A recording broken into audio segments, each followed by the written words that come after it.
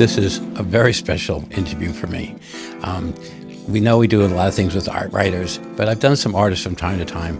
But here's one that I've loved doing for a really long time. Lisa Gindi is one of the most talented artists I know, and I've been talking about her for a long time, saying you're getting to know her, and she's getting bigger and bigger and getting more recognized and becoming a master, because lots of different specialists are recognizing her work. So, hi. Hi. So sweet. I love that compliment. So I have been a fan of yours for a really long time.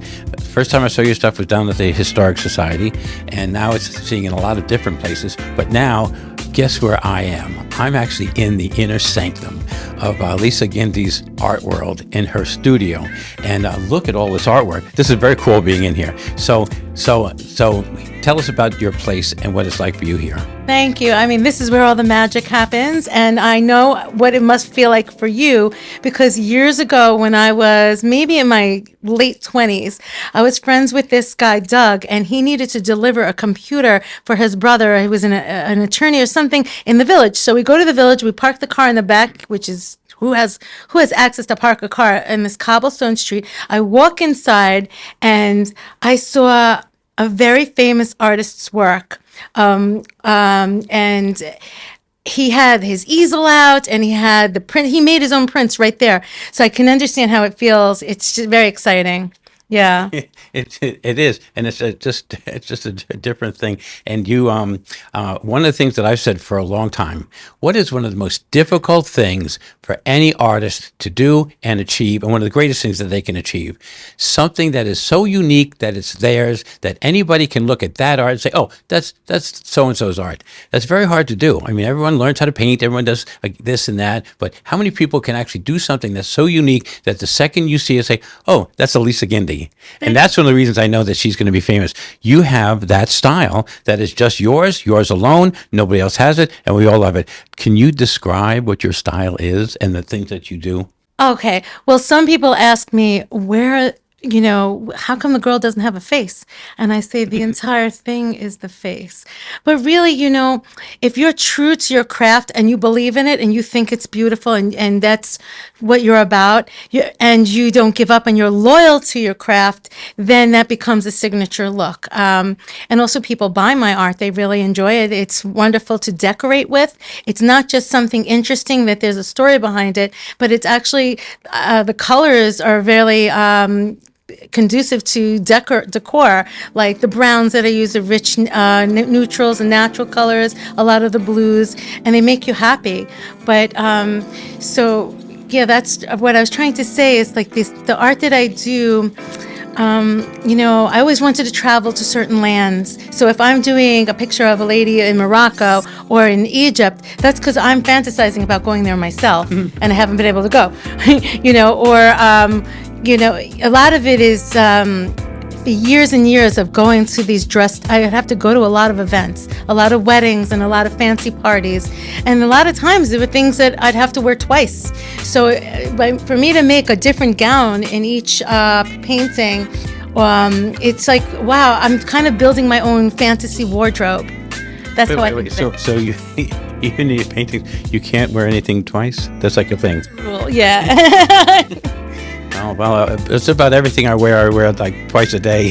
And that's fun. Yeah, but the stuff that you paint is gorgeous. The gowns that you paint are gorgeous. The Egyptian thing, the Erte style, but all of them have the Lisa Gindi look to them. And that's what I love. What is that? Are you allowed to tell that secret? What is that thing that you do that kind of makes the 3D texture with the lines and everything?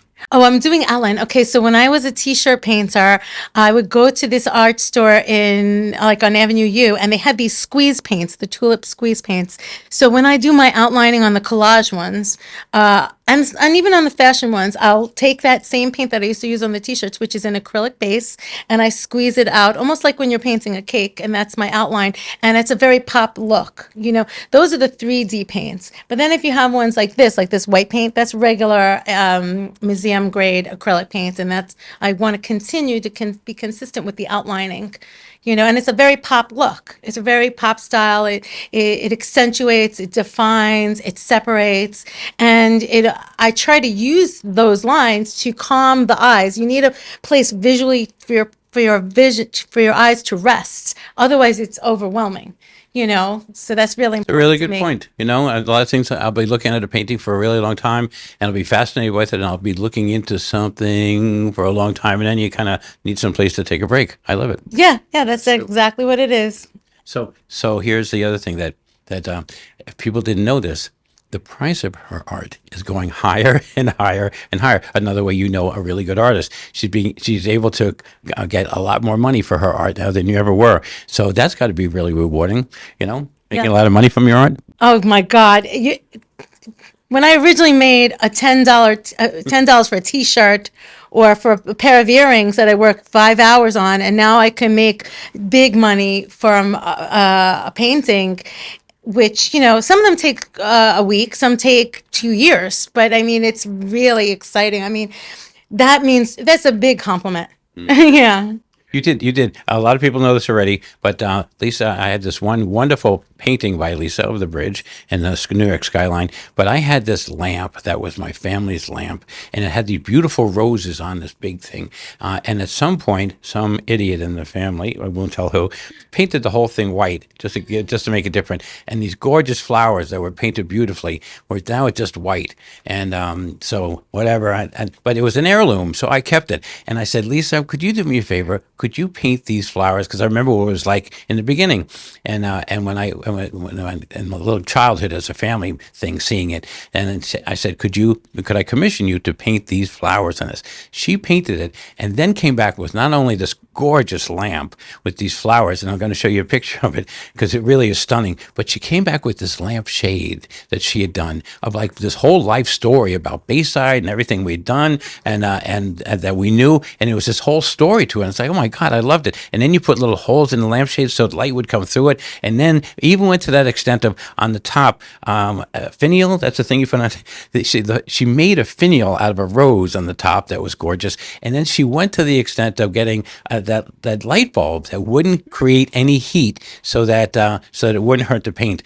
It is one of my prized possessions. And there isn't anybody that comes into my place that's out in Montauk now. There isn't anybody who comes in who doesn't go, so wow, look at this, and then stands there for 20 minutes looking at all the things that you did on that lampshade. One of my prized possessions. And it's one of those things that is going to go up in value, but I'll never, ever sell it. So, that was a wonderful thing that you did with that lamp. That meant so much to me. I couldn't stop. I was enjoying that so much. You did a great A job. lot. It was hours and hours and hours. My finger, when I was cutting the holes to put the clear glass beads so the light could go through that, it was very hard to cut that lampshade. I was bleeding, but it was worth it. My blood. She shed blood for my commissioned lamp. I never knew that part of it. And it was so interesting because the whole time I was like thinking, how many people had holidays at his house, and that lamp was. It meant a lot to me to do it. Yeah. Everybody comments on that lamp. So thank you for letting me into this inner sanctum and looking at all this gorgeous art. And but if people, you just showed me you did a great website. People can find your art on your website. What's the website? Yes, it's shortened now. It's lisagindi.com. Pretty simple, guys. Yep. And usually, when I have a serious collector. You have a cute dog having fun over there. Usually when I have a serious collector, I either meet them, if I don't know them, I'll meet them in a coffee house or in Equidistant, or if it's someone I kind of know and they're already in my community over here, I have a really nice library or a rec room, and I get the doorman to let us in, and I bring select pieces that they kind of are leaning toward, whether it's portraits or whether it's my skylines or the fashion, and then they choose, and then we do the deal that way. But one time I was on my way up from a show, and I was bringing my stuff up from the elevator, and I made the sale right there at the elevator. The guy ran to the ATM and came back, and I was like, oh no, really? He started said no, I want it, and he runs to the ATM and he spends there for 20 minutes taking out as much money as he can. I couldn't believe it. He needed something for his daughter. He's like, I gotta get this. This is really cool. The skull one. Oh yeah, I remember that one. Snoop Dogg and yeah. So I was like, wow. Well, listen, all of you who have ATMs that you can take a lot of cash out of, you should take a lot of cash out of it now and make sure you buy some Lisa Gindi art, because you buy it today. First, you're not going to want to get rid of it. I'm not going to, but it's going to be worth a lot of money soon. So one more question for you. So these pieces are all gorgeous, and you put everything into them. How do you let them go? They're like children. I mean, I did something like these things. I would never want to like part with them. What's that like for you? Thank you. That is such a great question, because I never really felt that way, because certain ones I'll keep the original masterpieces and I make a limited edition a giclée and add the paint. So I usually have that original. But there was this one last year, that the one with the car, the Lincoln Continental the with the big one. suicide doors. And honestly, I still look up on the wall right now and I really miss it. I feel sad. But thank God I'm still friends with this person, and I visit around that area a lot, and I could go see it whenever I want, you know? You got visitation rights on your painting. Yeah. But that'll ease the pain of parting with it. Yeah, and there are these I read this article. It said that people who sell art to their own family and friends sometimes will put it into their receipt, their contract. I don't know, their certificate of bill of sale. They'll say, "Listen, if I ever have a show, I need to have that back for a week."